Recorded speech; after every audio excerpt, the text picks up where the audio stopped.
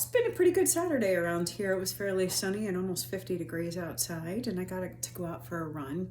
And running is always my time to think about and reflect upon a week. Something's really stuck in my craw, and I can't get over it. And something that happened at work earlier this week. I was managing editor of our thought leadership blog at the university.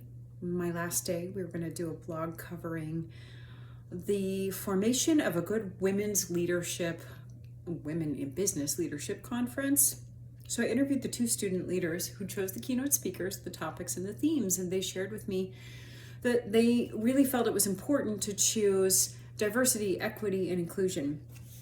One of them, on her freshman year, when she walked into her first business classes, said she had to scan the room for rows before she could find another woman in the class.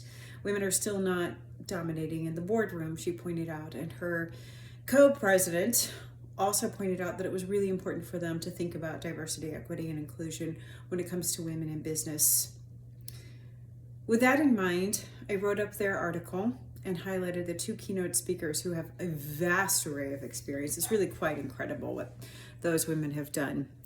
And I couldn't help myself, but I had to change some of the words. This is partially because my university has stopped using the word equity. They don't use DEI, they use diversity and inclusion. So knowing that in the last 10 days, DEI and even the words diversity and inclusion are sort of, they're the kicking balls, right? They're the scapegoats, if you will. I decided that I would change it to diversity and belonging. I sent the blog out for a check with a faculty advisor, and she sent it back having scrubbed out any words like diversity, inclusiveness, inclusion, and replaced it with breaking barriers. And that was really striking to me. Breaking barriers is that old cliche, writers don't want to use it. Diversity, equity, inclusion have come to mean things that are kind of a trope. What can I say? I've heard a lot of people say it's time for them to die. And probably that means that there was parts of it that were abused, to be honest with you. They weren't well handled. And with that in mind, I accepted the changes. But it troubles me that we have to go back to an old idiom, an old cliche that actually has sort of violence in its language, right? You have to break something.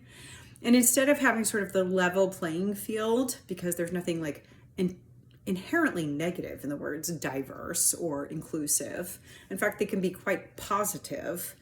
And then to go and switch that back to breaking barriers, we have to smash things. Of course, women are not allowed to smash things. Bros can do that. I just don't think smashing barriers would go over very well. I was really disappointed because it seems to suggest that the glass ceiling is back, and now we have to go back and keep working on it. I'm not saying it was ever gone, but now we're using that language again. We've kind of reverted back into something else. I'm kind of curious what you all think about this idea that we've had to whitewash and return to old idioms, and what words you guys would use in place of diversity, equity, and inclusion to talk about incorporating women in spaces that it has been difficult for them to reach, or for that matter, other minorities in spaces that it's been difficult for them to reach. Give me your thoughts.